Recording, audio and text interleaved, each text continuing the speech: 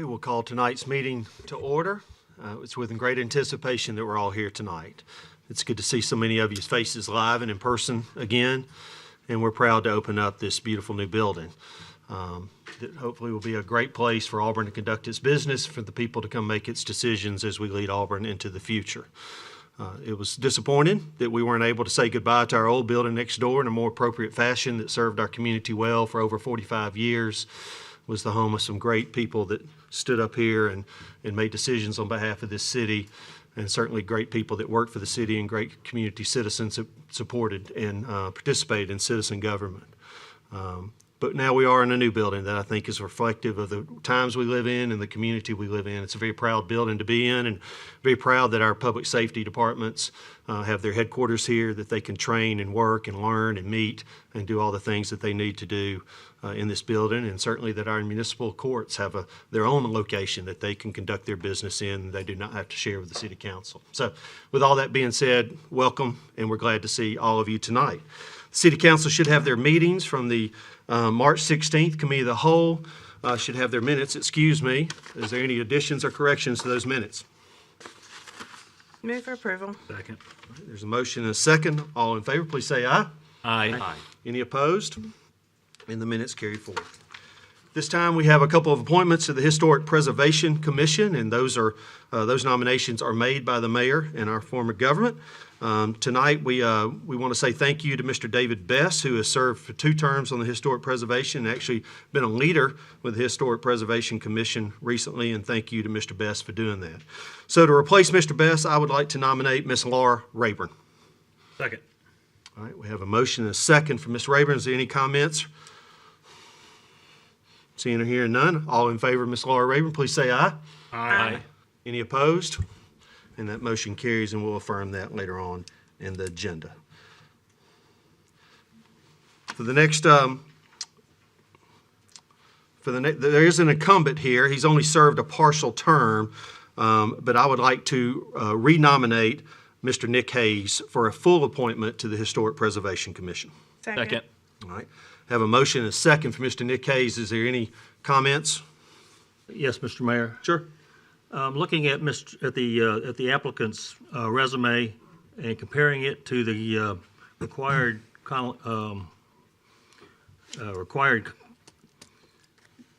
things that are required for him to apply to be on that, I don't see anywhere where he is qualified to serve. He has no background in history, architecture, architectural history, urban planning, archaeology, or law, nor is he a resident of a historical property or the district. So based on that, I don't think the individual, the applicant, is qualified to serve. He was nominated, and I nominated him the first time, and I believe this council appointed him because he does own a piece of property in the historic district. Ms. Crouch, were we able to ask some questions of our legal advisor as to his worthiness of being nominated and qualifications? Mayor, we did. I inquired with the city attorney because we've also had this. I happened to be the first staff member that was assigned to the Historic Preservation Commission when it was formed, and we had a very similar situation that we had somebody, in this instance, they didn't own property nor reside in the historic district, but they had renovated historic homes in the past, and they were deemed as qualified. And in this instance, Mr. Hayes does have an ownership stake in the historic district, in a home in the historic district, has done some renovations to it, and in checking with the city attorneys, they believe that qualifies under the state law provision as set forth. Thank you, Ms. Crouch. If that's the case, I think we need to change our list of qualifications, because it clearly states resident of an historical district or an historical property. The applicant has listed his objective is to own a property in the district. That certainly is not the same thing as being a resident. And again, I see nothing in the other statements in his resume or his application that qualify. Any other comments from the council? Thoughts? Okay. All right, we have a motion and a second for Mr. Nick Hayes. All in favor, please say aye. Aye. Any opposed? Nay. Nay. All right, let's do that with a hand vote, please. All in favor of Mr. Hayes, please raise your right hand.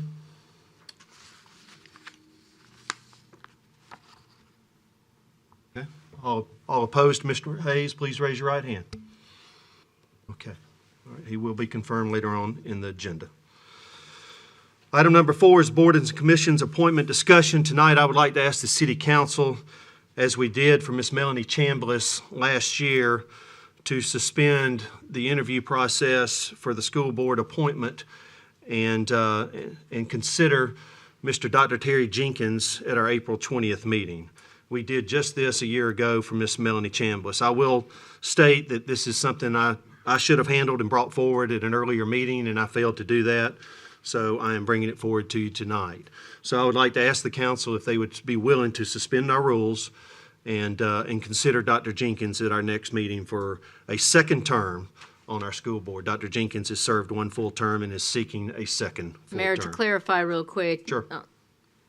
The next meeting is the appointment of a school board member or a reappointment. This meeting, you're only asking to suspend the rules the council established for the boards and commissions policy. Thank you, Ms. Crouch. Any comments or thoughts from the council? I certainly think that'd be a wise decision, Mayor. Dr. Jenkins is more than qualified, served the school board very well in the past, and I certainly think we'd be very fortunate for us to keep him over there. Anyone else?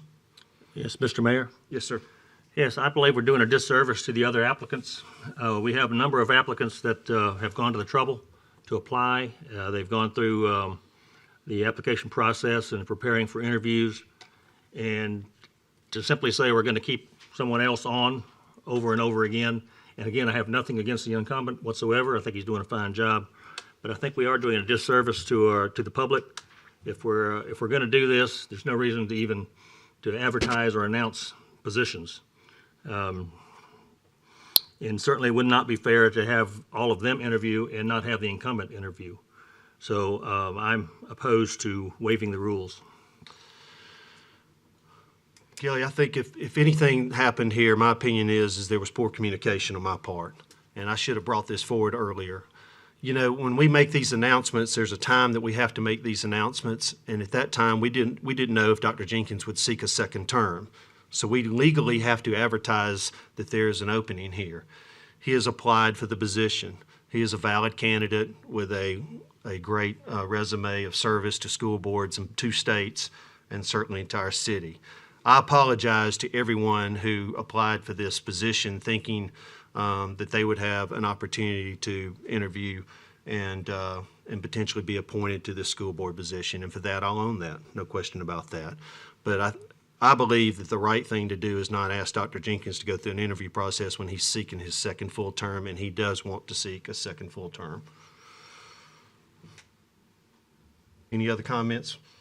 So once you advertise the position, and you're supposed to actually,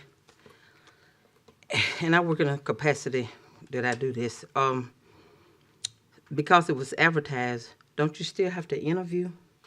You do not if we suspend our rules. The advertising is a legal mandate we have for any board or commission. Is that correct? The Ms. legal Crouch? advertising was the choice of not the advertising, I apologize. There's some state law issues with boards and commissions, but the legal advertising and then in tandem with the interview choice was that of this council and it adopted one of the mayor's task force groups. Councilperson Griswold and Councilperson Witten worked on a group that came up with board and commission procedures, which you considered fairly early in your tenure. They were, I think, the first task force to finish their work, and I believe it was January of 2019 where you reviewed those policies and adopted them as a council. So that is your choice as a 9-member body to employ the interview rules, and those were specifically just to the Planning Commission and the Board of Education. You did not put that requirement on any other board or commission. I use the word advertising, but I think I meant announcement. We have to legally announce that there's an opening, correct? We do, and I think to kind of speak to some concerns, staff is not in a position where we can say we think the council might appoint somebody that has already served one term. We don't have the ability to do that because we can't speak for what you might do. I think the better thing to do is to put out more information if you so desire about the incumbents, letting the public know you get a memo, and we're happy to share that memo publicly, but is to put in all of our advertising for any positions and open positions, letting the public know that there are incumbents who are eligible to serve additional terms. I think that's the best that we can do at the staff level to bridge that gap. Thank you. So you don't think it's fair for him to interview again? I mean, along with other candidates? So, I don't know if fair is the right word, Connie. I would just think it's not needed. I mean, he has served one term honorably. He has an impeccable resume in the education world as far as being a retired superintendent from the state of Georgia. He retired from our own school system here. I don't think his bona fides need to be analyzed by us. I believe they stand on their own, and putting him through an interview process would not be good use of time. That's my personal opinion. To seek a second term. But do you think that's fair to the other people that applied for the position? I think that I made a mistake by not communicating earlier that I would ask the city council to suspend the rules and consider reappointing Dr. Jenkins. Mayor, while I certainly understand Councilman Griswold and Ms. Taylor's thoughts on this matter, I still say that this is a very unique situation. We're very fortunate to have Dr. Jenkins. I worked with him in the past when I worked for the city, and he is an impeccable educator and administrator and all in one, and I just think it's a unique situation to go ahead and reappoint him. Anyone else on the council? Mr. Mayor, if I may. Sure, go ahead. Just to clarify, if you had brought this up earlier, the public would have been aware of the fact that that applying for this position probably wouldn't have borne fruit because we were clear that the incumbent would take the position, right? Yeah, Bob, I think once we understood and knew that Dr. Jenkins would want to seek a second term, I think it would have been most appropriate for us to communicate that to the public at that time. Thank you. I do think going forward, Megan's got the right idea of how to advertise it or make it known to the citizens. And I just want to be clear in doing that, we're just going to say what terms, not that there is an incumbent that served 2 terms and an incumbent. I also we really appreciate the people that serve on our boards and commissions, and I don't want them to feel like we're putting them out there, but we'll let folks know in our advertisement there's an incumbent that served 2 terms, 1 served a partial term and 1 full term or whatever, to try to signal and educate. We were required by the same policy you adopted to do a boards and commissions fair. We tried one. Believe it or not, we got one in before COVID, and then the next one passed because we've been not meeting in person for a year, and we're gearing up to do a neighborhood forum, among other things, and have a boards and commissions stop along the way. So we'll make sure we cover it when we do that. That was an outcome of the same task force group, and we can touch on that in those seminars for people that are interested. And we'll try to put out there. What I don't want to do is staff does not want to speak for the council and its decisions as to who they're appointing or reappointing, and if they choose to do so. Any other thoughts from the council? Questions? So my request tonight is the council willing to move forward with suspending the rules? Ms. Crouch, is that something we should vote on, or how should we make I that think that determination? you need a majority to suspend the rules. Okay, all right. Okay. So I would ask now if you're okay with suspending the rules to make this appointment to consider this appointment on April the 20th for Dr. Terry Jenkins. Please raise your hand. Okay. All right. I believe that's 7 of us, correct, Lindsay? Okay, all right. So we will suspend the rules and we'll consider that appointment on April the 20th. Thank you, everybody, for the good dialogue. All right, questions on the agenda for the city manager? Mayor, I do have one item. I emailed you this afternoon and we posted on the city's website. We had one item of other business that it came in late last week and paperwork got finalized today. So it's an alcoholic beverage license for, and don't laugh, it's a really great business, Dumps Like a Truck, doing business as Irritable Bow. You have to be very careful in how you say that. They're requesting a retail table wine and a retail beer license, and so we've added that to items of other business. It's on the dais in front of you, and I'll bring that up when we get to it. So I apologize for the late entry, but we do try to accommodate not asking people to wait several weeks to be heard by you about these things. All right, good. Any other questions for the city manager? If Not, do we have a move to adjourn? So moved. All right, committee of the whole is adjourned. And Lindsay, it's after 7 o'clock, so we'll go ahead and start with the city council. Dawson, Here. Dixon, Here. Griswold, Here. Hovey, Here. Parsons, Here. Smith, Present. Taylor, Here. Witten, Here. Anders. Here. If you'd please stand with me for the Pledge of Allegiance and then remain standing for a moment of silence. I pledge allegiance to the flag of the United States of America and to the republic for which it stands, one nation, under God, indivisible, with liberty and justice for all.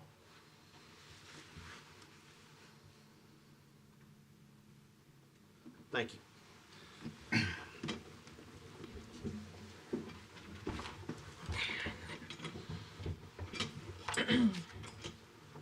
Megan, do we want to start with our video, or would you like for me to go into some of the announcements I had? I think you normally do your council, mayor and council communications. Okay. Your announcements are later. That's letter C. A is the video presentation. Okay. So we'll start with that.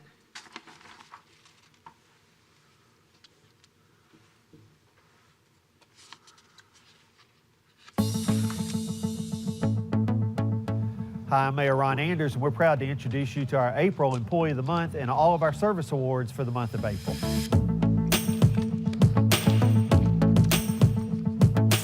Today, we're proud to introduce you to our April Employee of the Month. I have a memorandum here from Tim Woody, the Public Works Director, to Megan Crouch, Auburn City Manager. I'm pleased to nominate Jeff Reeves as the City Employee of the Month for the month of April 2021.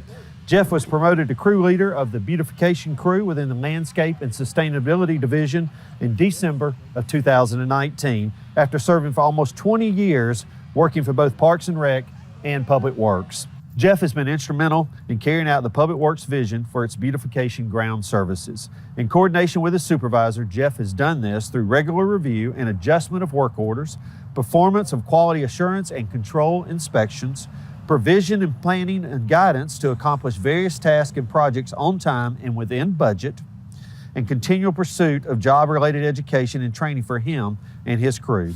In addition to the accomplishments described above, Jeff recently received recognition from the Alabama Urban Forestry Association for attaining Urban Forestry Level 1 certification.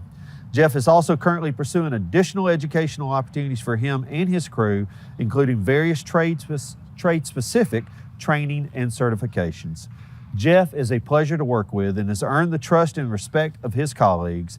His contributions are commendable and deserving of praise and recognition. For these reasons, I nominate Jeff Reeves for the city's Employee of the Month for April 2021. Congratulations.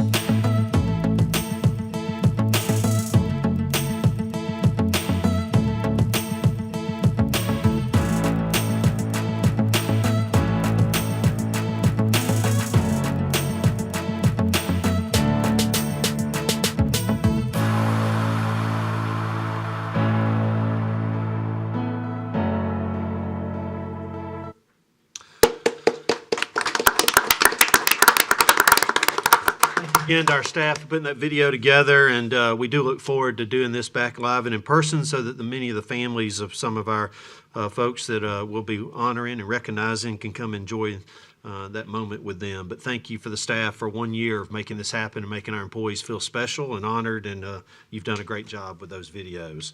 I just have a few announcements here tonight. I want to say thank you, Becky, to your Parks and Rec staff. You had 2 great weekends out at Kiesel Park. Empty Bowls was fantastic. What a beautiful evening out there. I got a letter from Martha Hink today from the food bank that said over $8,000 was raised, and your staff did a great job hosting that event. And then you did such a good job with the Easter egg hunt that I got out there as everybody was leaving the other day. So very efficient, but everybody was smiling, and I know our fire department was out there participating, and other folks from the city were threw some time in there to help support these events, and it was just great to see our community back out at our parks and enjoying some time. I hope everybody, as you open up your water bill here this month, will recognize that Open Line has a new look to it, and I can thank the city manager and her staff for giving this a fresh approach. And great information in there. There's some great information this month in there about short-term rentals. It's a great asset to our community, and I appreciate the new look and appreciate all the information that is put into this. I received my first vaccine yesterday, and after now many weeks and a couple of months, I'm just proud to continue to state how what a great effort that is out at the vaccine clinic. And enthusiastic volunteers were there, including people that work for this city, but other people that live in this city, to make that happen on behalf of so many citizens. It was such a well-oiled machine as people were coming in and out of there and receiving their vaccinations, and folks checking on you, and it was very great, and a very proud moment for our community to put our assets and our resources behind that in partnership with our sister city and the hospital. Congratulations to our community. On April the 21st, I just want to let people know, maybe one of Auburn's most famous baseball players, and maybe Auburn's most famous baseball player, Joe Beckwith, will be recognized at the Auburn Central High ball game. And Joe is played for Auburn High in the state championship and took Auburn University to the College World Series and played in 2 different World Series in the major leagues. And we're going to be recognizing him for his career and all the great things he's done in our community that night, if you'd like to join us. Megan and I will restart our time with SGA officers this Friday. We'll be hosting them for breakfast at City Hall, and this is something that we had started with a couple of administrations ago, and COVID kept that event from happening, but we look forward to meeting with our own Rhett Wagner, a young man that grew up here in this town who's now the SGA president, and his staff, as we begin those dialogues and keep in good contact with the leadership at Auburn University student body. So those are all the announcements I had from my... Mayor, did you talk about committee of the whole? I did not. Thank you for reminding me of that, Megan. During the Committee of the Whole, we had a couple of different appointments. During the Historic Preservation Commission, we appointed Laura Rayburn and Nick Hayes to full terms, and then we did have a discussion about suspending the rules for our impending Board of Education appointment that will be made on April the 20th. Thank you, Megan. I'm out of my routine here, so not as efficient. Anybody else on the council have an announcement they'd like to make tonight? Okay. We'll move forward to Auburn University communications.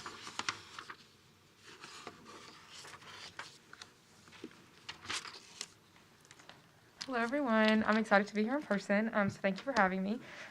First of all, do you mind if I pull this down? You want me to keep it? Whatever you'd like to Okay. do. First of all, as you stated, we do have a full cabinet now, so we're super thrilled to start that new process with Rhett. It's going to be awesome, and I am staying in SGA as external affairs, so I'll be working with y'all again for the next year, so that's exciting. Congratulations. Thank you.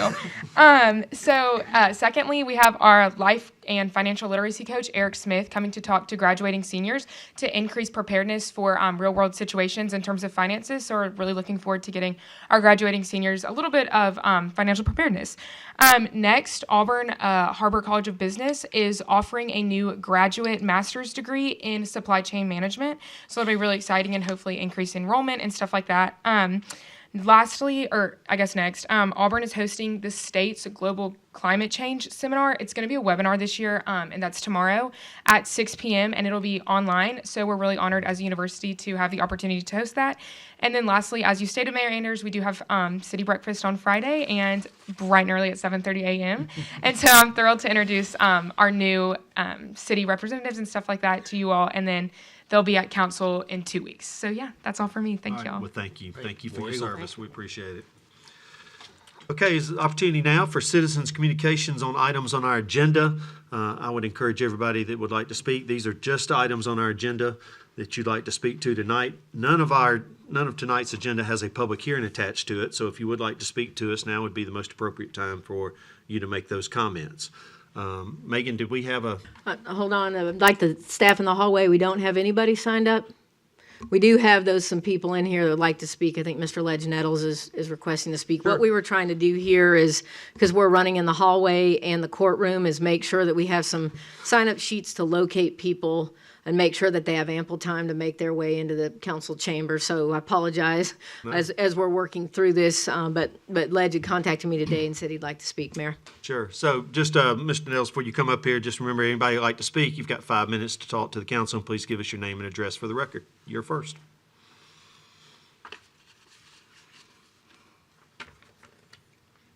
First off, it's good to see y'all. I'm glad to be finally here in front of everybody. I like that a lot better. Ledge Nettles, Baseline Surveying and Design, 1899 West Farmville Road. Speaking on the Martin Avenue townhomes, I'm gonna be brief. I just want to get a point across and just let y'all have it. On that site, we're trying to do 4 fee simple townhomes, 10 bedrooms. There are 3 on the ends, 2 in the middle, so there's 10 total. A couple of the permitted uses for the area sounds weird now, but it's a kennel or a laundromat. And so those are some strange things that are permitted. You know, we could go through with it right now. We're asking for single-family, fee-simple townhomes. And I know it wasn't well-received, Planning Commission, but I do want to put one more thing out there. Another thing that's allowed is ADDU units, which you can have the 5 bedrooms. So we could do 2 5-bedrooms with the frontage we have, so that'd be 10 beds, 2 5s. To me, it seems better to put it in a townhome because it's more of a single family type thing, fee simple. So that's pretty much what I wanted to say. I just wanted to put it out there like that and just say that, one way or the other, we can do one thing, had rather do the other. And I mean, y'all, I'd like for y'all to talk about it, see what you think. I think the fee simple thing is really, to me, better in the long run. So, thank you, and good to see y'all. Thank you. Certainly we'll discuss this later on in the agenda as a Can council. I ask a question of the? We can wait till the agenda item. He's going to remain available because we're in the citizen communications floor, and then absolutely at the council's pleasure. I also wanted to remind you, and thank you, Councilperson Griswold, that you closed the public hearing during the last meeting before Councilman Parsons moved to postpone. So you have the absolute right as a council. If the majority of you would like to reopen it at that time, you can, but we did not advertise a public hearing because you've already had it. So that's at the pleasure of the council. All right, anyone else who'd like to address the council tonight on items on the agenda? Scott, no? Okay. Okay. Mayor, all we're right. good. Seeing no one, we'll move ahead to city manager's communications. All right, just to remind everyone, as we discussed during committee of the whole, item 11A, under other business, we're adding a request for an alcoholic beverage license for retail wine and beer for Dumps Like a Truck, doing business as the Irritable Bowel, and we'll get to that at the end of the agenda. So that is all I have under that, Mayor. What I would like to move forward with the consent agenda as our first item of business, and does any council member wish to remove an item from the consent agenda and deal with that item individually? Yes. Go ahead, Gil. Yes, Mr. Mayor, I would like to remove item 8C1, that's 8 Charlie 1, Okay. and also 8D, L8 Delta. All right, anyone else? Okay, we'll take those in order then. Ms. Crouch, 8C1. All right, item 8C1 is a traffic signal operation and maintenance agreement with the Alabama Department of Transportation for a traffic signal to be located at the intersection of Alabama Highway 14 and the Richland Road connector. This is the first step in the process. The signal may only be installed if approved by the Alabama Department of Transportation. Move for approval. Second. All right, I have a motion and a second. Any discussion or questions? Yes, Mr. Griswold. Yes, thank you, Mr. Mayor. I understand the Solomir light did not warrant intersection Solomir and Highway 14. The state did not warrant that. Is that correct? That's correct. Okay, so if we proceed, so that one is over with. It is over with until the traffic counts that exist in what we call a current condition. So Solomir in and of itself is not generating enough traffic to meet the warrants, which in English for the public means it's just a volume of traffic at certain times of day and certain turn movements. There's not enough volume from that subdivision by itself to meet a state of Alabama warrant for a traffic signal on Highway 14. The traffic study submitted for that indicated future traffic from an adjacent development that is proposed and still does not have a development agreement that's gone before the council called Plainsman Lake. City staff is in the process of getting together with the Plainsman Lake developers to discuss what this means in terms of how much they could build by connecting to Solomir versus another way out of the subdivision. And as this information just came down early this week, City Engineer Frazier, we have not had that meeting yet, is that correct? Okay.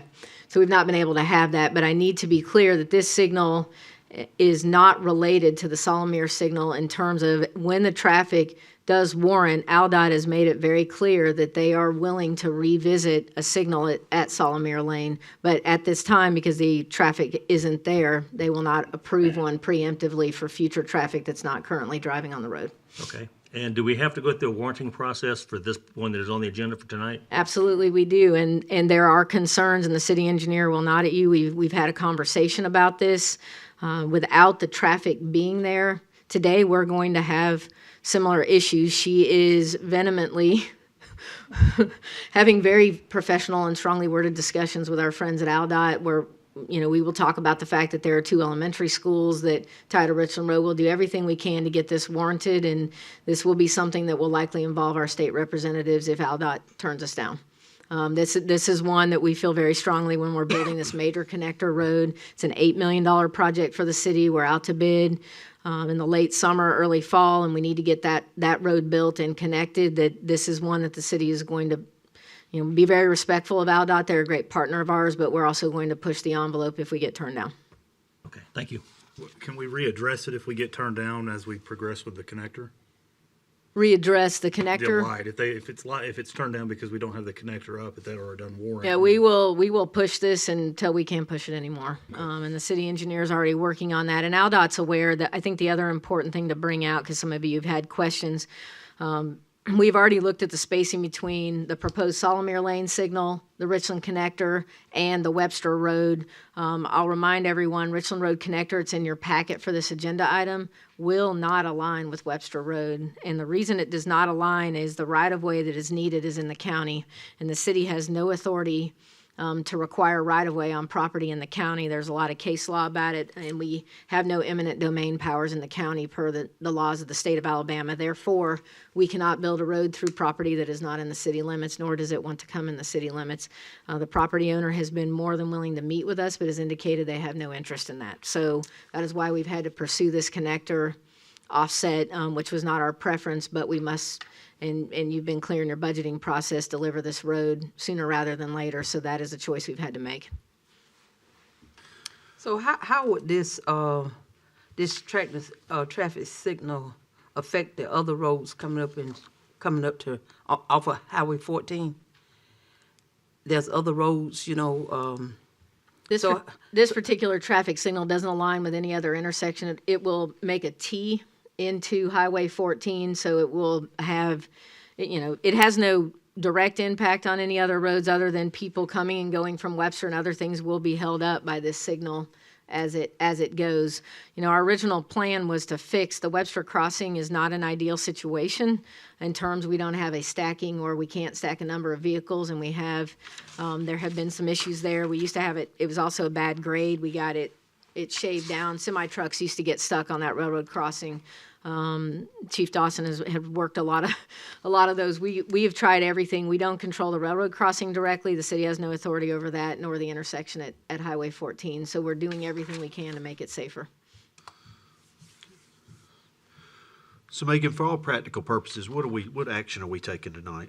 This is, should AlDOT approve a traffic signal there, we're agreeing to install and maintain it. That's basically what you're agreeing to. But as AlDOT sees things, they need all of this documentation, and to be sure the governing body agrees with the staff before they will move forward and review the documents. Any other questions or comments from the council? All right, we have a motion and a second. All in favor, please say aye. Aye. Any opposed? All right, that motion carries. And item 8D are board appointments for the Historic Preservation Commission for 2 positions. Terms begin April 21st, 2021 and end April 20th, 2024. The nominees are Nick Hayes and Laura Rayburn. Move for approval. Second. All right, have a motion and a second. Comments or questions? Mr. Griswold? Yes, thank you. Yeah, I'd like to vote for the rest of the consent agendas, but I can't vote for this particular item because I don't consider the applicant as being qualified as the prerequisites for the Historic Preservation Commission. Any other comments or questions? Would you like to clarify which applicant you're discussing? Because there's 2. What's that? I said, would you like to clarify which applicant you're referring to? Because there are 2. Okay, Mr. Hayes. Thank you. Any other comments or questions? All right, seeing here none. All in favor, please say aye. Aye. Any opposed? Nay. Nay. All right, 2 oppositions. All right, motion carries. Okay, Mayor, as we go into ordinances this evening, I'll remind Hold the on just a second, we need to approve. Oh, yes, Yeah. I'm ahead of you, sorry. Fine, I'm ready you're to good, you're move good. on. We're all adjusting here. Do I have a move to approve the balance of the consent agenda? So moved. Second. All right, have a motion second. All in favor, please say aye. Aye. Any opposed? All right, and the consent agenda is approved. All right, let's move ahead to ordinances. All right, Mayor, as we move into ordinances, I'm going to remind the council, we're back to the procedure that you were on at your last meeting where you're going to introduce, ask for unanimous consent. There'll be a second, but we're not doing a roll call vote twice, so we're just going to follow the mayor along. So under ordinances this evening, item 9A1 authorizes the installation of 5 stop signs and 1 25-mile-per-hour sign in Bridgewater Subdivision Phase 1. Unanimous consent is necessary. I'll introduce the ordinance and ask for unanimous consent. Second. All right, have a motion and second. Does anyone on the council have a problem moving forward with a vote on this evening? Seeing and hearing none, is there any discussion? Seeing and hearing none. Lindsay with the roll call? Dawson, Yes, ma'am. Dixon, Yes. Griswold, Yes, ma'am. Hovey, Yes, ma'am. Parsons, Yes. Smith, Yes, ma'am. Taylor, Yes. Witten, Yes. Anders. Yes.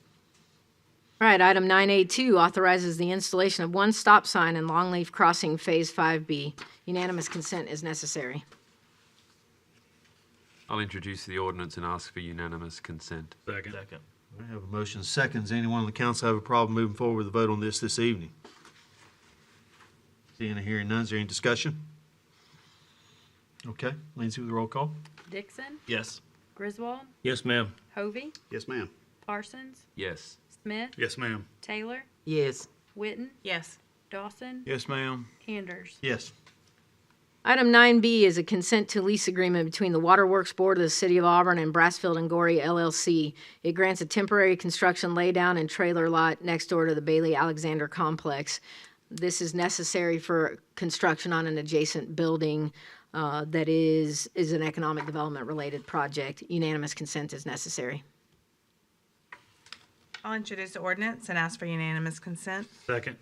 Have a motion second. Does anyone on the council have a problem moving forward with a vote on this evening? Okay, is there any discussion or questions? All right, seeing and hearing none. Lindsay? Griswold, Yes, ma'am. Hovey, Yes, ma'am. Parsons, Yes. Smith, Yes, ma'am. Taylor, Yes. Witten, Yes. Dawson, Yes, ma'am. Dixon, Yes. Anders. Yes. All right, under resolutions this evening, I apologize. The agenda item says 10A1 and your agenda says 10-1. That equals the same thing for the record. It is a request from Andrew Palmer on behalf of Mike and Francis Thrower for a conditional use approval for a performance residential subdivision that includes 4 townhome lots to be located at 456 Martin Avenue in the redevelopment district zoning district. The Planning Commission recommended denial of this request by a vote of 5-3 at its March 11th, 2021 meeting. The City Council held a public hearing and postponed this item at the March 16th, 2021 meeting.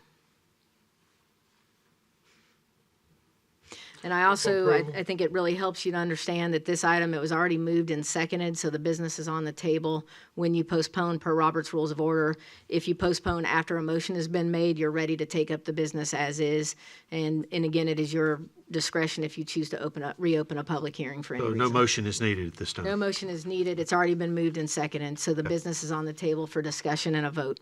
Thank you, Megan. Okay, we'll open this up for discussion. Anyone on the council have any comments or questions? Well, I do. Ma'am? Oh, I forgot the gentleman's name that was up talking. Mr. Nettles, Mr. Meadows. would you like to ask him a question? Yes, I would. Mr. Nettles, could you come forward? Well, actually, I don't know if the question really is the question for him or not. I think it may be for the council or the city manager. Okay, be light on your feet But you then, can Mr. stay up there Nettles. just in case. Okay, so if this is denied and they, the townhomes is what I'm saying, and y'all decide to do the ADDUs, would it have to go back through the planning? No, ma'am. It's in the redevelopment district, academic detached dwelling units are a permitted use. So the conditional use approval is not required. They would need to subdivide, but unless they've got any easements or other things, you would not see this again, and neither would planning commission. And those are administrative functions and permitted by subdivision regulations and zoning ordinance as is. It is the same number of bedrooms. It's 5 bedrooms per ADDU, and there's a total, and so that would be 10 total bedrooms on the property of 0.46 acres. And what's being proposed in the townhomes are 3 bedrooms on the end units each, so that's 6 bedrooms, and then 2 bedrooms each for the middle units, 4 bedrooms, so a total of 10 bedrooms on the same parcel. That was my question. All right, you good, Connie? Okay. Mr. Mayor, if I may? Sure. Go ahead. The reason that I asked for postponement at the time that it first came before us was the fact that the agenda of council ran us very late, and I was concerned that the public hearing, the public who spoke at the Planning Commission's deliberation on this matter, there were a couple of people who spoke, and I wanted to make sure that they may have the opportunity to share their opinions with us, and if you're amenable to it, that we could possibly see if there's somebody in the public here tonight who may like to voice their opinions on it. I'm not sure if there's anybody here tonight that was maybe a part of the neighborhood on Martin Avenue that wanted to speak. I wanted to communicate clearly earlier that the time for those kind of comments was earlier in the agenda, but if I wasn't clear and you would like to speak, I can ask the council, would they consider reopening the public hearing? And Mayor, give us a minute here, and we'll also make sure down in the courtroom, Scott's saying we don't have anybody in the courtroom, so we're okay. Everybody's in this room that could Apparently, be Ms. speaking. Parsons, there's Thank you, no one Mr. here. Mayor, I Yeah. appreciate it. Yeah, no problem. All right, any other comments or questions from the council? Thoughts? I have a question for Sure. Mr. Nettles. Yeah. Is this thing basically the same thing that y'all have already built on Sanders?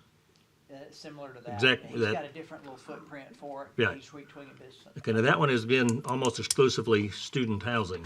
But this one is being designed for market rate Yeah, housing. He said he wants to sell some, maybe keep some, is what he's saying. He said he's got a market for keeping and selling some, so he's trying to keep a mix of things in his repertoire. Okay, all right, thank you. I do want to note, I think this is helpful that our neighborhood specialist had reached out to the 2 people that spoke at Planning Commission and had emailed them information about the item and about the meeting tonight to be sure that they were contacted. Right. Was there any response from them? I don't believe so. Okay. Thank you, Megan. That's good. Good to hear. Any other questions or comments? Or is anything for the applicant possibly? I do have a question. Just the layout, the design. I mentioned this in the last meeting. The parking is showing in the front. Was there any consideration of like putting the ability to park in the rear? Because I mean, it's that neighborhood. It's weird because it shifts from a lot of multi-unit development, ADDU types on Martin, but closer to Ross. And then when you cross over Spring, that one little section between Spring and Pitt is all single-family homes. So this is really, even though it's zoned for ADDU and zoned, this is conditional use and the other items you mentioned, still kind of slightly out of character just for that one. I mean, and we're talking about, maybe not even a dozen lots. So it just seems if there was like a way like to keep it in keeping with like the rest of the neighborhood as opposed to making it a parking lot in the front where Was there any consideration on that? And to answer that, basically the width of the lot that I had to work with, and I went with the 2 minimum lot widths on the middle 2 lots to try to get that down as much as we could. And so we didn't have a gracious plenty of width to work with on that one for that to work out like that. So we could put it down the lot line, I suppose. I'm trying to remember how much room I even had down that side lot line. It would be pretty tight, and you would have to push them up to the front. So probably what I was going to do is, be honest with you, do some kind of detention or something I need to do on the back because it slopes to the back. And so I was going to try to make that a grassier area. And his personal plan, he likes to have the grass areas in the back for them to enjoy the backyard more. That's just his personal preference. So with those things in mind, that's kind of the route we went with it. And plus, like I said, it slopes to the back. And if it slopes in the back there, you got a lot of pavement back there, and that pavement's going to wash off pretty quick towards the property line. That's just kind of the way that we went with it. So Will that be all asphalt on the front there, or will it be a different material? it depends on what kind of ISR numbers we have on that. It could be he would probably do like a concrete or something. Or if the ISR numbers are too high, he'll have to do like a pervious paver or something, something like that. But it'll be based on the ISR numbers with it. Okay. Just for your information, I don't love this, and it's in my ward, but I don't like the other options either. And so it's like the lesser of all the options. I don't want to say evil because housing's not evil, but it's just because of where that one little section, and I don't know, as a developer, I wish y'all would reconsider kind of the intensity of that lot. But again, it's the lesser of the options that I think are permitted and available, and I'd rather see fee simple lots than what the options are. So, thank you. Yes, ma'am. Any questions or comments? Anything for the applicant or anything at all from the council? Okay, thank you, Mr. Nevis. All right, so we have a motion and a second. All in favor, please say aye. Aye. Any opposed? All right, motion carries. All right, Mayor, that ends resolutions. So under other items of business, we have item 11A is a request from Dumps Like a Truck LLC doing business as the Arable Bow for a retail beer and retail table wine alcoholic beverage license on property located at 127 East Magnolia Avenue. Move for approval. Second. Have a motion and a second. Is there any questions or comments? All right. All in favor, please say aye. Aye. Any opposed? And the motion carries. All right, Mayor, those are all the items that we have on the agenda this evening. At this time, we'll open the opportunity up for citizens' open forum. If you'd like to speak to the city council, please come forward and give your name and address for the record. And remember that you have 3 minutes. Make sure that your comments are directed towards the city council and not towards any of the staff members. And if there's anything we need to do as far as following up with questions, we'll direct that from here. So, Mayor, if I may, you had talked about citizens' communications and kind of explaining, attached on every agenda that's out in the lobby is the citizens' Absolutely. communications procedure you set forth. So if everybody picked one up, they've got that information. sure. Okay. So any of our visitors here tonight, this should have been attached out there. So. Okay, would anybody like to address the council? There's no sign-up sheet, right, for We that? do have a sign-up sheet. Do we? No? No, Okay. nobody. Okay. Okay, then well, Mr. Cosgrove. Keep us on, or, Whatever you'd like, it's your pleasure. yeah, I think I'll just loosen up here a little bit. Well, number one, I think it's just really neat to be able to be in this new environment here. It's just really special. This is a reflection of your hard and collective work and in a lot of fronts. And I really impressed. This whole building, I keep pestering whenever I see one of the firemen or the policemen. I keep pestering about when I can come in and see the fire engines in a new spot, see how those doors opened up and all that sort of stuff. But I just wanted to tell each of the 9 of you, thank you for your leadership to the city of Auburn. I know some of you better than others. Tommy, she's always going to be Chief Tommy to me. I hope your sweet mother, Patsy, is doing well. Yes, thank you. Yeah. And Ron, hope your sweet mother, Rosemary, is doing well too. She is. And Beth, you do a great job of being our commissioner. Thank you. Or what the right word is, out there in our Ashton conclave. I really appreciate you. You make yourself very accessible and very responsive, and really, really appreciate that. Each of you, the way I see it, each of you is attached to a particular ward and so forth, and so that means you're speaking to and cognizant of what's going on in that ward and so forth.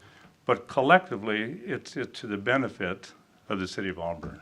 It just really is. And I first came here in February of 1975, so I've seen, College Street was 2 lanes, and on and on and on. And except for an 8-year hiatus in Alaska, which we came back in '88, I've been really in touch with what's going on here with the city of Auburn and this area, and really, and it's always a reflection of the commitment and the time that our community leaders dedicate, and really appreciate that. I do have I've mentioned this, I don't know how much time I have. You got a minute. I got 50 seconds.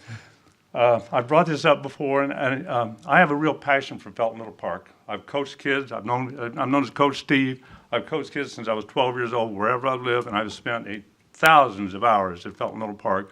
I would like to offer to generate a draft of a plaque that could go to commemorate the hallowed grounds of Felton Little Park. I'd be glad to take the lead on that. Not ask for anything, but I would promise you that I would touch base with every corner of the community, and historically, and what all went on and what all has gone on in there. So I got 18 seconds here, but I just wanted to throw that out there to each of you. But I think it'd be really neat to have one of those big stones with this real nice plaque that creates a permanent reflection, a positive reflection of the importance of that particular grounds in this community. And I'm done. So now. Mr. Cosgrove, thank you. I don't think you told us your Yes. full name and address. If you'll do that, just so for the record. Pardon me? Your address and your full name for the record. Steve Cosgrove, 1927 Watercress Drive, Ashton Park at North Lakes. Thank you. And I'll follow up with you on your sign Yeah. idea. Okay, thank you. We're good. Okay. Thank you. Thank you. Thank you folks. very much. Really appreciate you. Okay. Who'll be next?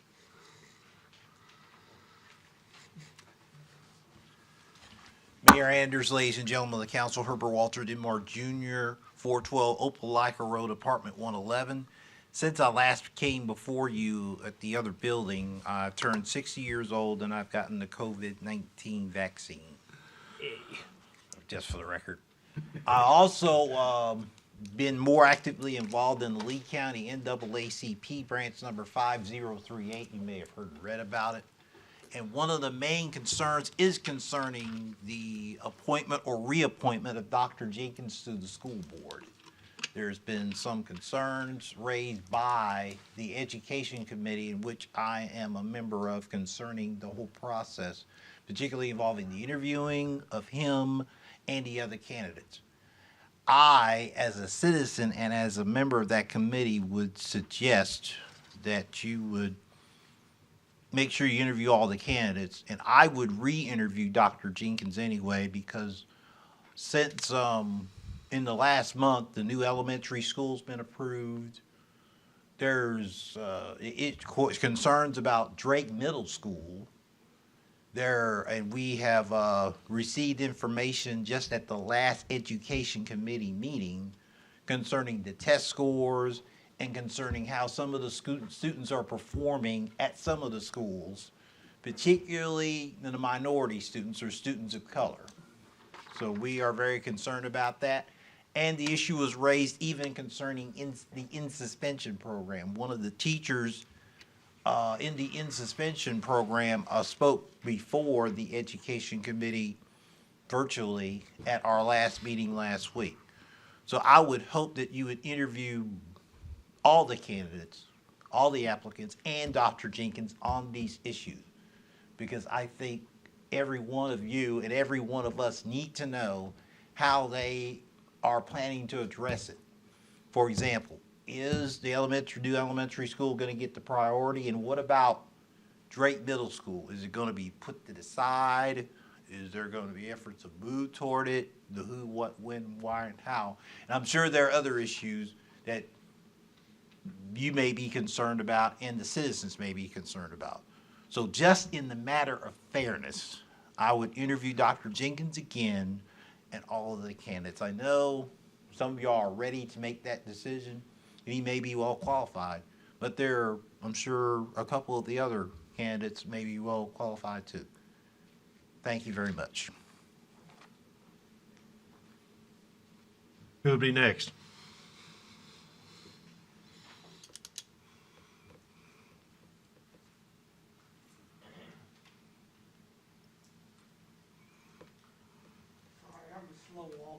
It's okay. You're good. So if I don't have an address, do I just say Harper Residence Hall? Or? That's absolutely fine. All Just your right. name. I am a sophomore. Tomorrow I'll apply for my junior classes, so I'll be a junior next year. I don't know if you get many college students right here at this podium. I am Michael Floyd. If you ever watched an Auburn men's basketball game, I am wearing the straw hat with the orange banner around it, acting crazy. I just want to applaud each and every one of you for your great work. I love Auburn, even though I'm not a citizen. I wasn't born here. Auburn has become my home, and I want to applaud each and every one of you. I know you don't get rowdy young people up here every day. I'm going to take this off because I love to talk. But once again, thank you. I've met with Mayor Anders before, and his commitment to this city is just amazing. I'm from a small little city called Brewton, Alabama, and that's down south north of Mobile. Just in case for reference. But yes, thank you each and every one of you. I've watched many city council meetings on Facebook, and I'm just in awe and of each and every one of you. So one day that maybe I can sit in one of the seats you behold today. But thank you for all your work. Mayor Anders, thank you for your advancement of this city. Thank you, thank you, thank you. If I had 10,000 tongues, I couldn't thank you enough. Every morning when I get up, I say a prayer for each and every one of you, because I think being in a city position is probably one of the most toughest jobs there is, besides being the president of this great country. So thank you all, War Eagle, and I hope you all have a blessed evening. Thank you, Michael. All right, War Eagle. May we invite this individual to come back every meeting? Yeah, absolutely. Wrap up our meetings with that positivity. That's awesome. Thank you. And I can say that he's just like this all the time. That's awesome. So thank you, Michael. We're glad to have you in Auburn. Anyone else? Okay. We will close this part of our agenda. Do we have a move to adjourn? I have a question for the city manager. Okay. I do too. Sure. You go ahead. Okay, thank you. What's our process for formalizing the prerequisites for the HPC? If we're going to add, make them up as we go We along. would need to bring that up at a committee of the whole Well, I and would have a need to discussion. check, because the prerequisites that are adopted are mirror that of state law, which sets Right. that wasn't a dictation. So I believe, and I will double check and get back with the council, that we would actually have to amend state law. I don't know that we can change the qualifications of that board. But we just did. No, the interpretation in terms of the city attorney was, does the mayor have some form of authority to interpret whether somebody's got experience that meets those particular criteria? And the answer was yes. In the opinion of the city attorney, that can happen. There have been many mayors across the state that have made similar interpretations. I think if it needs to be changed, I do believe we have to change state law. The only piece of state law not you, but a previous body did not adopt was the creation of an architectural review committee that was independent for a historic district, independent of the Historic Preservation Commission. They serve in that capacity as well as the Historic Preservation Commission, but I will be happy to check if you can further modify or restrict criteria to see if that's possible at the council level. Sure, if the council's okay with that, we can ask the city manager to look into that. Yeah, I don't think you can expand it, but you might be able to contract it, but we'll get an answer on that. Yeah. All right, Brett? The question I had was on are we doing we're not doing Zoom right now, right? I think we had talked about potentially doing a hybrid type meeting for the next little bit? No hybrid meetings. Okay. Across our boards and commissions, that's a firm. We attempted that once with Planning Commission, and our staff can tell you that, and this was just a work session, it was challenging. Okay. And it is in person. We are transitioning through the month. Board of Zoning Adjustment will be tomorrow and Planning Commission Thursday. They are not in person because we had advertised public hearings via Zoom for those specific meetings, and we could not pivot quick enough. Councilperson Griswold had asked me about another item that got advertised in the Villager, and actually the applicant was willing to move consideration to May because we had advertised something already for a city council meeting that was going to be in person instead of Zoom. We've worked very diligently to be clear with the public when and where we are meeting, but we are not doing hybrid meetings. It is very difficult to manage. You can't hear people, and we don't have good capabilities in this room to manage both Zoom and that. I can tell you we're legal to meet in Zoom or in person until the governor undoes her emergency order that allows us to meet electronically at all. But several of you have had questions about meetings, like your packet meeting and so on. Can you continue to meet that way? We are working as hard as we can to figure that out, and it hinges on deliberation, which you typically don't do in that meeting, and you've been very diligent about that, but we may have to be even more firm about that if you want to continue that packet meeting only on Zoom. The public has access, that's not the issue, but if we don't have by state law the means to meet electronically, then we have to be very careful about deliberation. And so we'll coach you guys if you make that decision if we don't see another way around it. I think we've already done, but have we sent out like something through e-notifier or through Open Line about kind of a refresher? Now that since it's been almost a year, we've been out for meeting in person. Have we sent something out to the general public to kind of get them ready for what meetings are going to be? We've pushed out what we can, and we'll continue to push out that, these meetings, where they are, when they are. When we get outside of April, unless something changes, the governor is speaking tomorrow at 11, so we're going to get better direction. I think I'd like to signal to you also that we're still asking that the public wear masks in city facilities at this juncture. Even though the state is not mandating masks, we're still asking that the public wear masks. Our staff, when they greet the public, will be, unless they're behind plexiglass, they will be wearing a mask. And until people can safely distance or what have you, our staff will be doing that, but we're also willing to meet with some people in person at a distance at the comfort level of folks. But as we don't know, say for Parks and Recreation, Library, Boykin Community Center, we're waiting on a little more direction from the governor to see what she says tomorrow to make a better determination about the operational capacities of those facilities and our programs, and we need a little more information before we do that. But as we transition through April, our staff knows our expectation is if the council's meeting in person, the rest of the boards and commissions will be transitioning to meeting back in person at it safely as we can with the guidance that we're getting. I just want one last thing. Thank you for setting this up tonight. Thank you for everybody, the staff that was here to do that. Thank you for council. Thank you for everything the last year, just of all of us having to. I think it's been. I'm not patting myself on the back, but I will pat the back of all the council members and all the staff that put in a lot of work to make sure that the engine of government still ran through this pandemic. I'm very thankful for that, and I'm thankful for everybody's efforts tonight to have us back in person. I appreciate you deciding to meet in person because we have a parking lot, and we've been working hard to have a parking lot for a very long time. And I want to thank a number of folks stepped up. We asked contractors to pull off of other jobs. Our staff had people working nights and weekends. The contractors did, and they stepped up to the plate to be sure the public had much improved access to this facility tonight, and I really appreciate them doing that. They did not work Easter Sunday, but they sure worked Saturday, long hours, and I do appreciate that. We're getting closer to completion. You'll go outside and see the parking lot is very well lit, but I ask everybody to walk with caution and stay on the pavement. Don't get in our landscaped areas that don't have dirt remaining in them right now. But literally at 5 o'clock today, we pulled equipment off the site. That's how to the wire we were. But my team told me they would make it happen, and they made it happen, and I'm deeply appreciative of that. So I know we would have liked to finish sooner, but you deciding to meet tonight in person is why the parking lot is finished. So thank you. Anyone else? Well, congratulations, Megan, to you and your staff. Great job. All right. Is there a move to adjourn? So moved. We adjourn.